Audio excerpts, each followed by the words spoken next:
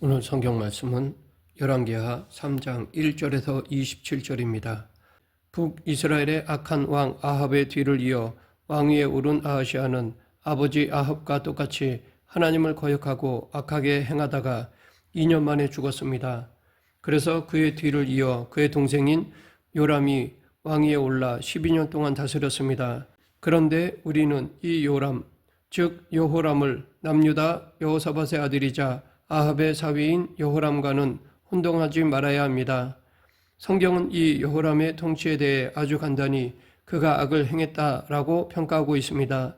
그런데 여호람이 악을 행하기는 했어도 그 정도가 자기 부모인 아합과 이세벨 정도는 아니었다는 것을 알 수 있습니다. 왜냐하면 아합이 만들어 세운 바알 주상을 제거했기 때문입니다. 이렇게 여호람은 그래도 아주 최고로 악한 케이스는 아니었습니다. 하지만 그는 악한 이전 왕들에게서부터 내려오는 악한 패턴을 그대로 이어갔습니다.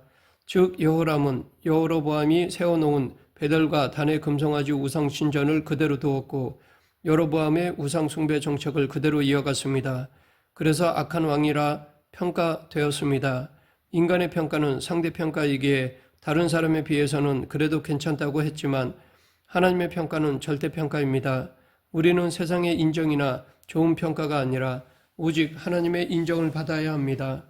이 여호람 당시의 정치적인 상황을 보면 다윗 시대 이후 계속 이스라엘을 섬겨오던 모압은 해마다 새끼양 10만 마리와 숫양 10만 마리의 털을 조공으로 바칠 정도로 경제력이 있는 나라였는데 아합이 죽고 이스라엘의 국력이 약해지는 것 같으니까 반역을 하였습니다.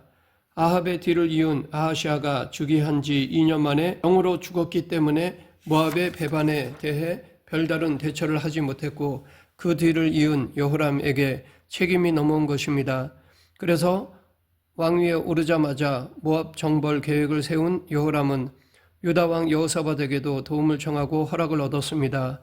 아합의 딸인 아달랴를 자신의 며느리로 삼아 이스라엘과 혼인동맹을 맺은 여호사밧은 즉시 여호람의 모압 정벌 정책에 함께하기로 결정하였습니다. 사해 동쪽에 위치한 모압은 북이스라엘뿐 아니라 남유다에게도 위협이 될 수 있기 때문에 여호사밧은 이것이 좋은 기회라고 판단한 것입니다.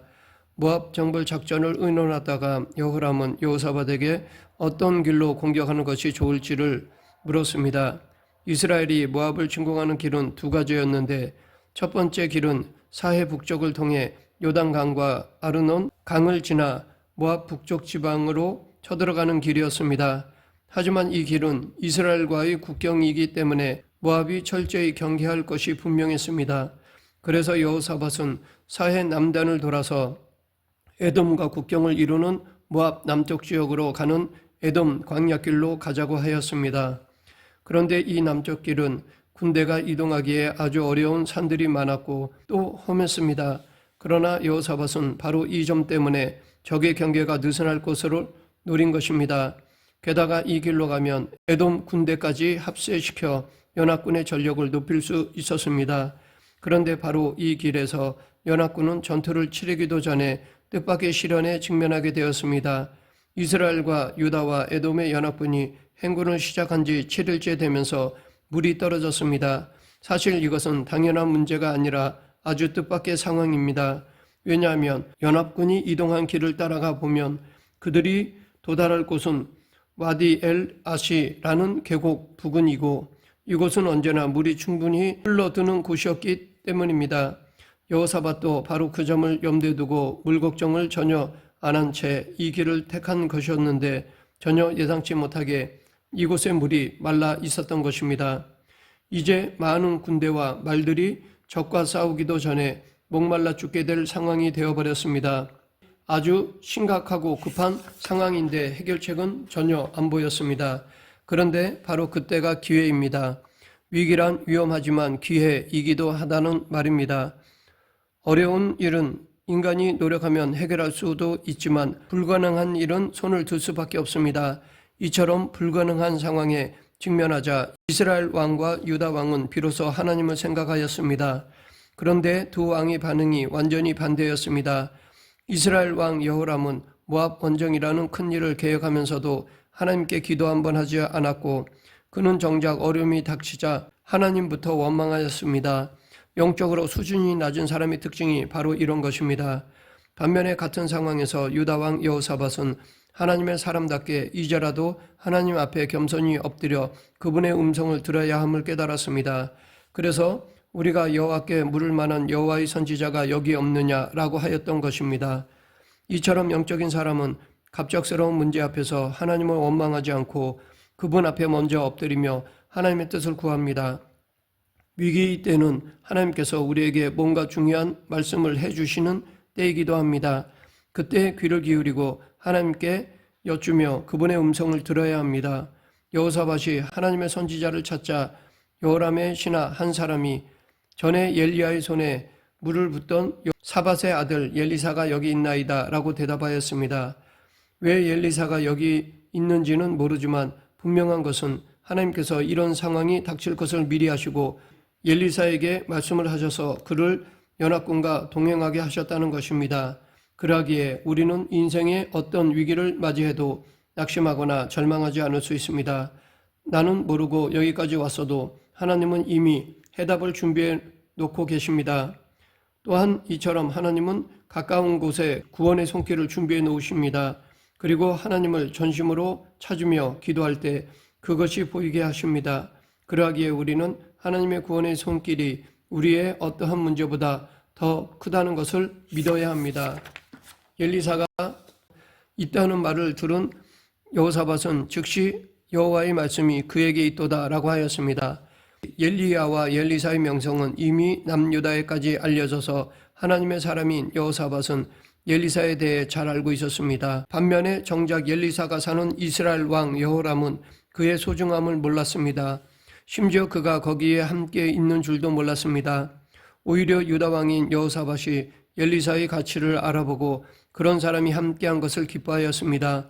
이처럼 영적으로 무지한 사람은 영적인 보물이 바로 앞에 있어도 그 가치를 모릅니다. 가치를 모르니까 무시하고 방치합니다. 그래서 큰 위기에 빠지면 어떻게 할 줄을 모릅니다. 여호사밧이 선두로 하여 새 왕이 엘리사에게 나아갔습니다.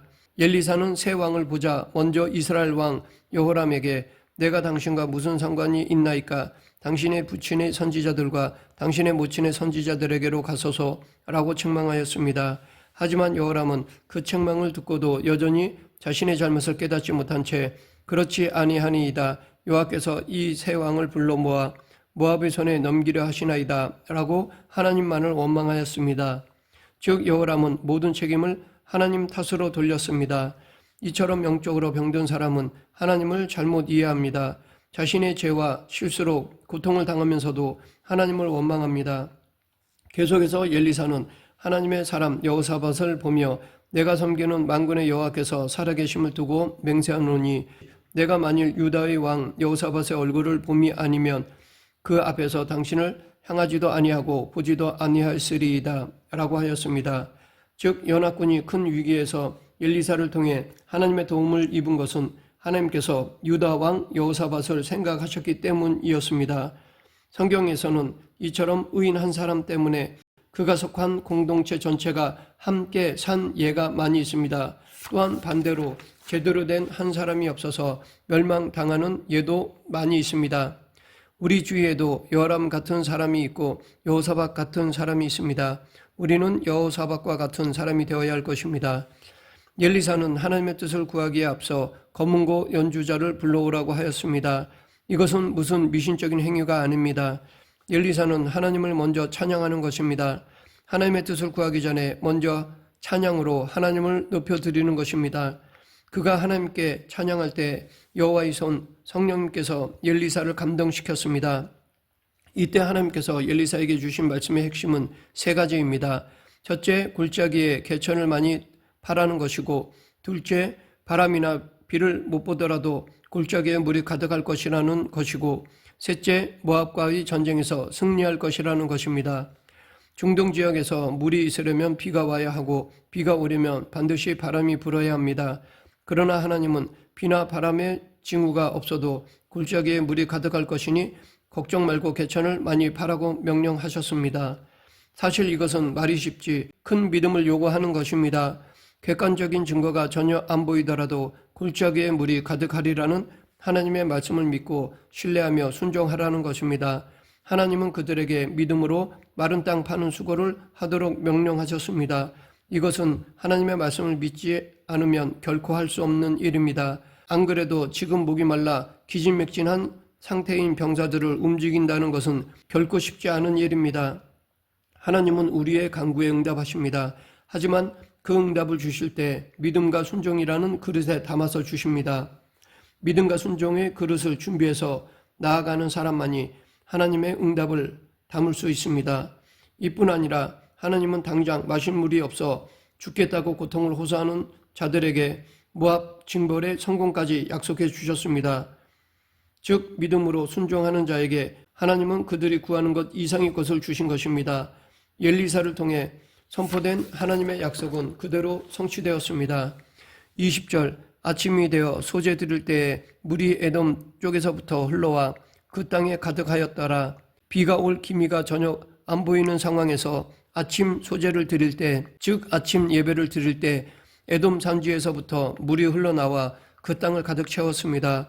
파놓은 도랑에 물이 가득하게 된 기적은 연합군에게 식수를 공급해 주었지만 모압에게는 결정적인 패배 요인을 제공하였습니다. 모압은 일찍이 연합군의 침공 소식을 듣고 동원 가능한 모든 인원을 데려다가 방어진을 구축하고 있었습니다. 모압군도 와디 아시 골짜기의 물이 말라버린 것을 파악하고 있었을 것입니다. 그래서 쳐들어오는 연합군이 물 때문에 힘들어할 것을 예상하며 마음을 놓고 있었을 것입니다. 그런데 그들이 아침 일찍 일어나 보니까 멀리 연합군의 진에 핏물이 가득한 것처럼 보였습니다.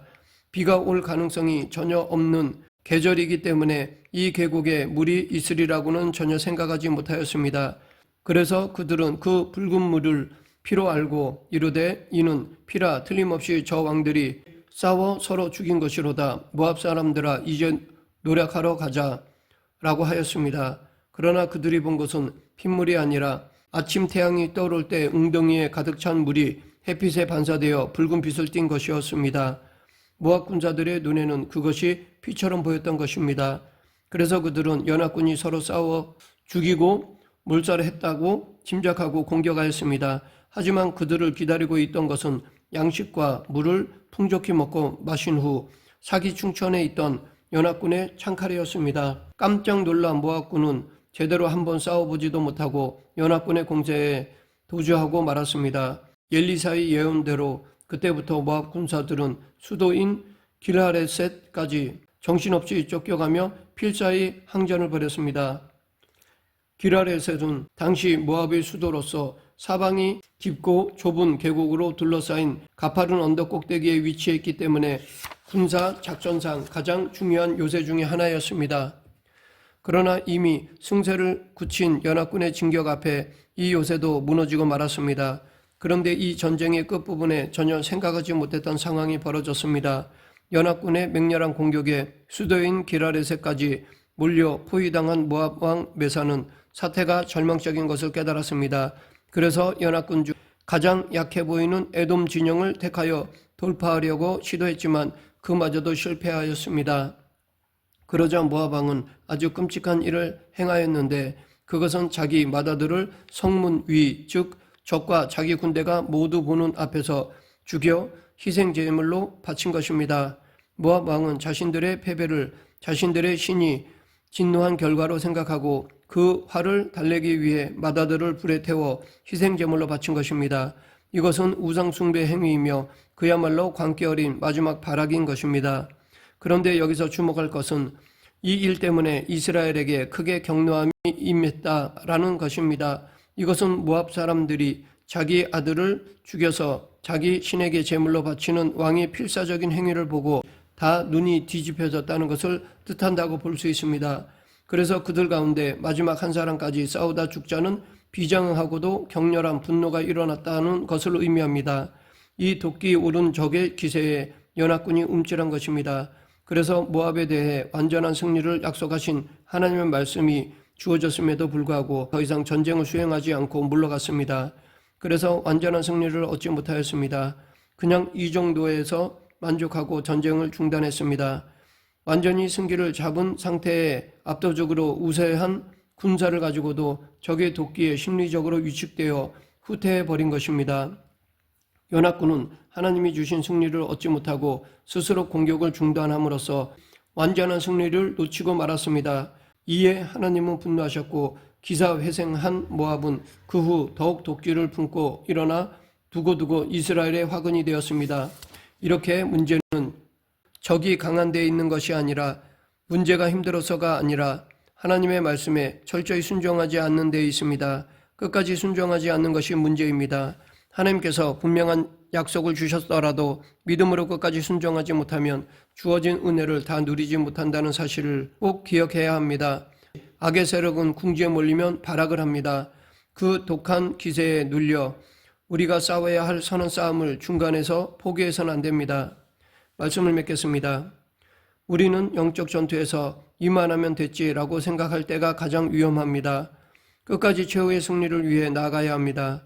비록 저항과 반대가 아무리 거셀지라도 결코 그 기세에 눌려 마지막 순간에 움찔거리며 물러나서는 안 됩니다.